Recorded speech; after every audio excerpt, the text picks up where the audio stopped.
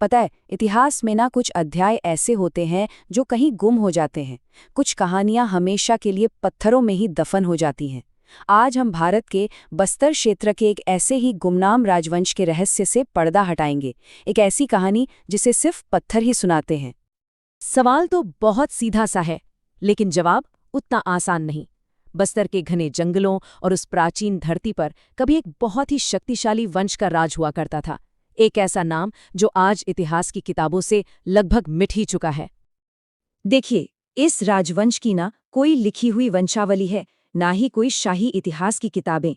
इनकी कहानी को समझने का सिर्फ एक ही जरिया है, और वो है पत्थर पर उकेरे गए निशान, जो हमें एक भूली हुई दुनिया की झलक दिखाते हैं। तो चलिए, एक जासूस की तरह इन पुरातात्विक सुरागों को एक एक करके जोड़ते हैं। हमारी पड़ताल का पहला पड़ाव है पत्थरों में छिपा इतिहास। यहीं से हम इस गुमनाम कहानी के पन्ने पलटना शुरू करेंगे।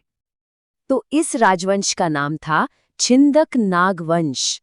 और पता है, जिस इलाके पर ये राज करते थे उसे तब बस्तर नहीं बल्कि चक्रकोट या भ्रमरकोट के नाम से जाना जाता था। मतलब ये थे चक्रकोट पर शासन करने वाले नागवंशी राजा। हर कहानी की एक शुरुआत होती है ना? तो आइए जरा समय में पीछे चलते हैं और जानते हैं कि आखिर ये चक्रकोट के पहले शासक थे कौन। हमारे जो शुरुआती सुराग हैं वो हमें सीधे 11वीं सदी में ले जाते हैं। अच्छा, तो कहानी का जो पहला ठोस सिरा हमें मिलता है वो है साल 1023 ईस्वी का, जब एक शिलालेख में पहली बार इस वंश का जिक्र हुआ। और फिर इसके ठीक 37 साल बाद 1060 में बारसूर का एक शिलालेख इस बात की पुष्टि करता है कि नृपति भूषण नाम का एक राजा गद्दी पर बैठा, और यही इस वंश का पहला ज्ञात शासक है। लेकिन कहानी में ना बहुत जल्द एक मोड़ आता है। नृपति भूषण के बाद जो तीसरा शासक बना उसका नाम था मधुरांतक देव। पर यहाँ एक पेच है। पिछले शासक धारावर्ष जगदेव भूषण से उसका रिश्ता क्या था ये किसी को नहीं पता। और बस इसी रहस्य से शुरू होता है संघर्ष का दौर। और जानते हैं, इसी सत्ता संघर्ष के बीच से एक ऐसा योद्धा उभर कर सामने आया जो इस वंश का सबसे शक्तिशाली राजा बना, सोमेश्वर। एक महान योद्धा। उसने सिंहासन शांति से हासिल नहीं किया था, नहीं, बल्कि मधुरांतक देव का वध करके उस पर कब्जा किया था।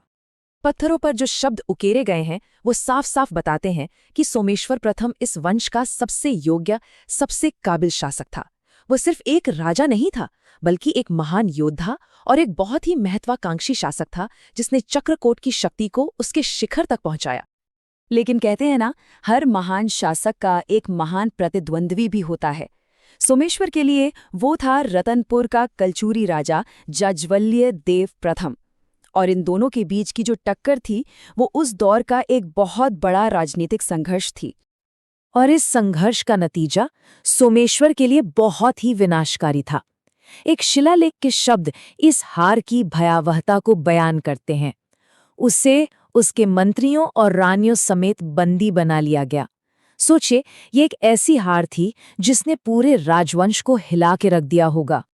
लेकिन कहानियां खत्म नहीं होती। इस ऐतिहासिक घटना में ना एक मानवीय पहलू भी है।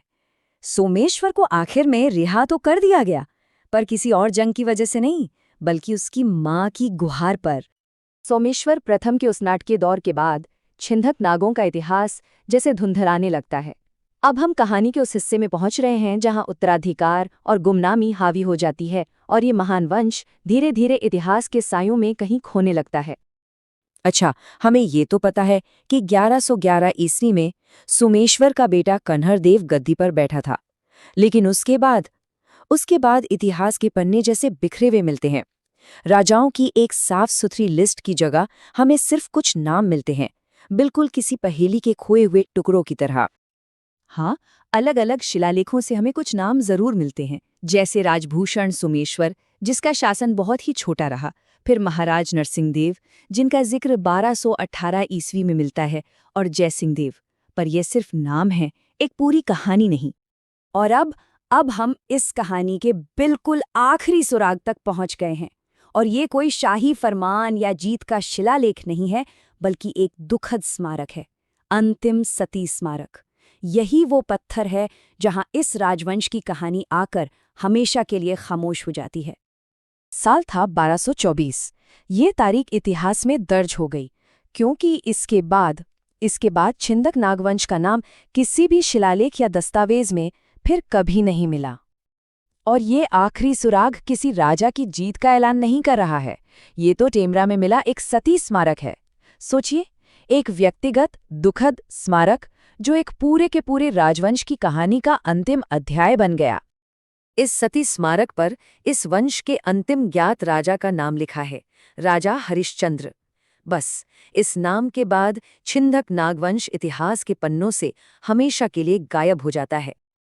तो सवाल फिर से वही है जहां से हमने शुरू किया था, लेकिन अब एक नए रूप में। इस आखिरी शिलालेख के बाद छिंदक नागों का आखिर हुआ क्या? वो कहाँ गए? उनका साम्राज्य कैसे खत्म हुआ? शायद इन सवालों के जवाब हमेशा के लिए पत्थरों में ही दफन रहेंगे।